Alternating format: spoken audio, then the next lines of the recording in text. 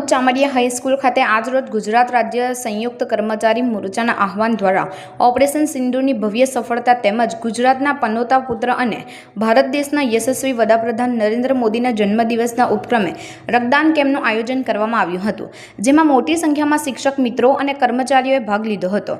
Amod Chamadiya high school ખાતે ભરૂચની unity blood બેંકના સહયોગથી રક્તદાન કેમ્પ આયોજન કરવામાં આવ્યું હતું।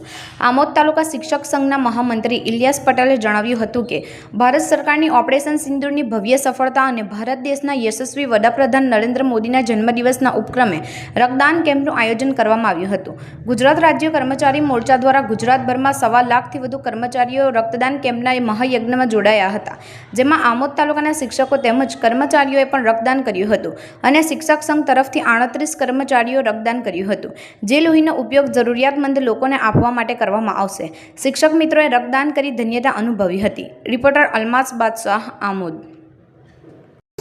હું ઇલિયાસ એમ પટેલ, ઉપપ્રમુખ ભરૂચ જિલ્લા પ્રાથમિક શિક્ષક સંઘ અને મહામંત્રી આમોદ તાલુકા પ્રાથમિક શિક્ષક સંઘ,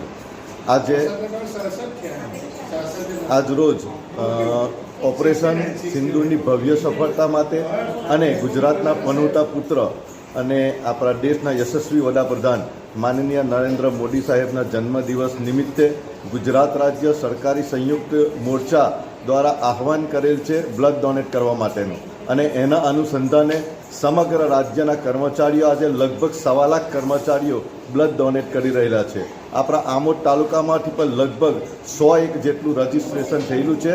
તો આ બ્લડ જે છે એ તમામ જરૂરિયાતમંદો સુધી પહોંચી શકે, લાખો લોકોની જિંદગીથી આનો બચાવ થશે। ત્યારે આજે આ મહાયજ્ઞમાં જે કર્મચારીઓ બ્લડ ડોનેટ કરી રહેલા છે એ તમામ કર્મચારીઓને ભરૂચ જિલ્લા પ્રાથમિક શિક્ષક સંઘ વતી અને આમોદ તાલુકા પ્રાથમિક શિક્ષક સંઘ વતી 100 સલામ છે અને લાખ અભિનંદન।